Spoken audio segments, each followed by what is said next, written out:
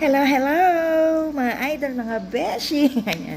So, maaga tayo today dahil marami tayong lalakarin ngayong araw. Kamusta po ang inyong umaga? Smile naman po and everything. Ayan. So, maaga po tayong pumasok. Early bird na naman as usual. Dahil maya-maya mga 1 o'clock, meron tayong lalakarin, lakad dito, lakad doon. Ayusin natin yung ating mga papeles for radiation therapy. So, sana matapos lahat para by Monday, city planning na. Excited na ako magpa-radiation. Yan. Kunwari excited pero deep inside may takot. Ewan ko, sabi nila hindi naman daw masakit.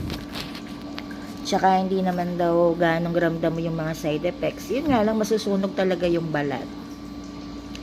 At may mga konting sugat-sugat daw. Pero carry naman daw dahil pwede naman daw pahiran ng lotion. Kaya excited na ako magpa-radiation. Ayan.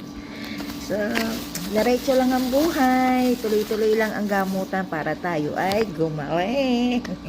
Kaya lagi ako maagang pumapasok para maaga rin ako makalabas. Para maasikaso ko yung mga dapat asikasuhin. Para sa ating kagalingan. O, diba? Ganun lang. Kapag talagang gusto natin gumaling, gagawa tayo ng paraan para gumaling. At humaba ang ating buhay. No? Nasa Diyos ang awa, nasa tao ang gawa. Kaya kilos-kilos din mga besh. Para tayo ay gumaling ng tuluyan at lahat ay pagkatiwala natin kay God, no? Idaan natin sa tamang proseso.